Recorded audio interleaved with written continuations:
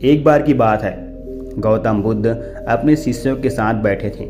उसी समय राजा अजातशत्रु वहां पहुंचे और बुद्ध से कहने लगे, हे बुद्ध, जब मैं आपका शिष्य बना, हर कोई मेरा शोषण कर रहा है।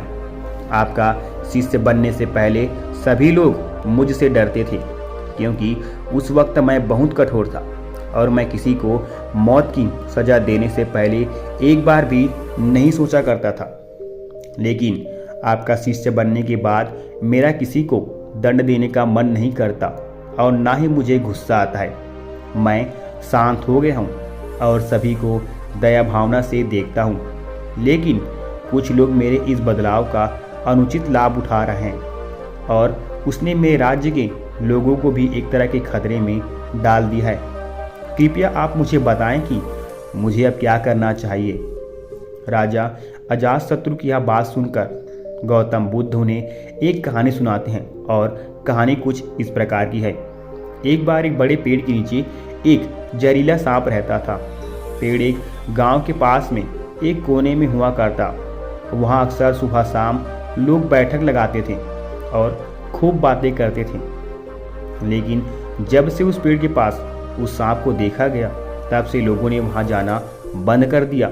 लेकिन कुछ लोग तो जानबूझकर वहां सांप को देखने आया करते और उसे छेड़ा करते।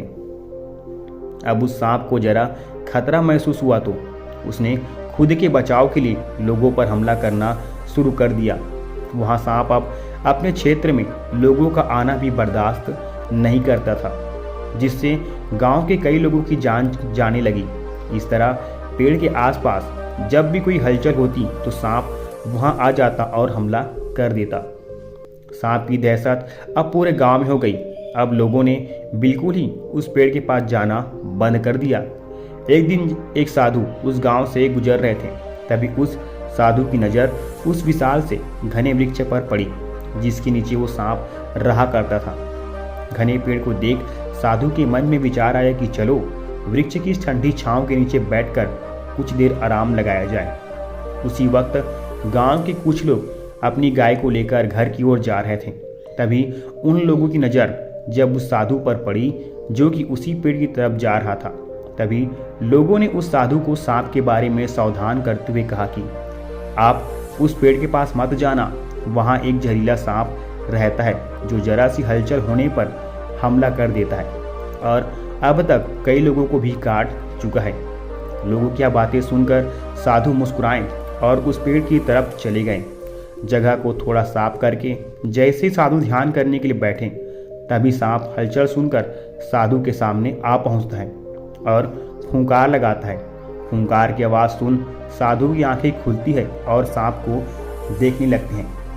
वह सांप की आंखों में देखते हुए एक मंत्र बोलते हैं और मुंह से फूंक मारते हैं। तभी चमत्कारी रूप से वो सांप साधु से बात करने लगा। अब दोनों एक दूसरे की भाषा को समझ सकते थे।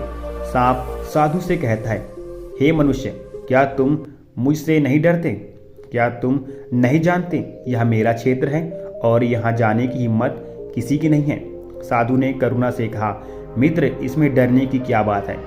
मैं किसी चीज़ से नहीं डरता, क्योंकि जब मैं जीने की लोभ ही नहीं रखता तो मृत्यु से क्या डरूं? सांप साधु की बातें सुनकर चौंक गया, क्योंकि सांप की इससे पहले ऐसे लोगों से मुलाकात हुई थी जो उसको मारना चाहते थे या उसको डर से भाग जाते थे, लेकिन एक ऐसे व्यक्ति से कभी नहीं मिला था जो उससे नहीं डरता। सांप साधु से इतना प्रभावित हुआ कि वह साधु के चरणों में पड़ गया और बोला, हे प्रभु, आप बिल्कुल सही कह रहे हैं। आज तक मैंने जो कुछ भी किया अपनी जान बचाने के लिए किया। अपने क्रोध के चलते न जाने कितने निर्दोषों की जान भी ले ली। इसके बाद साधु सांप बहुत सी बातें समझाकर वहां से चला गया। साधु की बात से प्रभावित होकर सांप ने निश्चित किया कि आज से वह किसी को नहीं काटेगा। वह अपने क्रोधी स्वभाव को त्याग देता है, दूसरों को काटना बंद कर देता है। लेकिन इसका नतीजा उल्टा निकलता है। जब लोगों ने देखा कि सांप ने लोगों को काटना बंद कर दिया है, तो लोग उसका फायदा उठाने लगे। उससे दूर भागते थे, उनके पास आने लगे और सांप को परेशान करने लगे। बच्चे उस पर पत्थर फेंक कर मारने लगे, जिससे सांप आए दिन हमेशा परेशान और घायल रहता। वह बहुत दुखी था, क्योंकि वह अपने जीवन का सबसे कठिन समय बिता रहा था। एक बार वह साधु फिर से उस गांव में आए। वह उसी पेड़ के नीचे बैठकर तभी साधु की नज़र जब दयनीय हालत में पड़े उस सांप पर पड़ी तो साधु ने उस सांप से पूछा कि मित्र, तुम्हारी ये हालत कैसी हो गई? तुम इतने घायल और इतनी दयनीय स्थिति में कैसे आ गए? सांप ने कहा, जब से आपने मुझे अपने हिंसक स्वभाव को छोड़ने के लिए कहा तब से मैंने निश्चय किया कि अब मैं किसी पर हमला नहीं करूंगा। मैंने क्रोध करना छोड़ दिया और शांति को अपना लिया, जिसका नतीजा ये हुआ कि लोग मुझे परेशान करने लगे, दुर्व्यवहार करने लगे। कोई पत्थर से मारता है तो कोई डंडे से पीट कर चला जाता है। सांप की बात सुनकर साधु ने कहा, मित्र, मैंने तुमसे कहा था कि बेवजह दूसरों को मत काटो, लेकिन मैंने तुम्हें अपनी आत्मरक्षा के लिए हमला करने से नहीं रोका था। कहानी सुनाने के बाद बुद्ध ने राजा से कहा, हे राजन, तुमने भी मेरी बात गलत तरीके से अपनाया है। मैंने आपसे अपने कर्तव्य को छोड़ने के लिए कहा था, किंतु आप अपने कर्तव्य से विमुख हो गए। आप एक राजा हैं, अतः पूर्ण रूप से साधु की तरह व्यवहार करना आपको खतरे में डाल सकता है।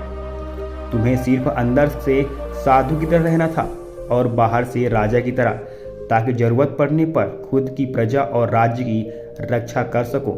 दोस्तों, बिल्कुल ऐसे ही जंगल में होता है, जो सीधा पेड़ होता है उनको सबसे पहले काटा जाता है, और यही कानून दुनिया के लोगों पर भी लागू होता है। अच्छे भोले भाले लोगों का खूब फायदा उठाया जाता है। अच्छे लोगों को जिंदगी में अनेकों दुखों का सामना करना पड़ता है, इसलिए कभी किसी को अपना फायदा मत उठाने दो। लोगों की मर्यादा में रखने के लिए खुद को परिस्थितियों के अनुसार बदलना सीख जाइए, अन्यथा आपका हाल भी उस राजा और सांप की तरह हो जाएगा। तो दोस्तों, उम्मीद करता हूँ कि आज महात्मा बुद्ध की कहानी से आपको अनमोल सीख प्राप्त होगी।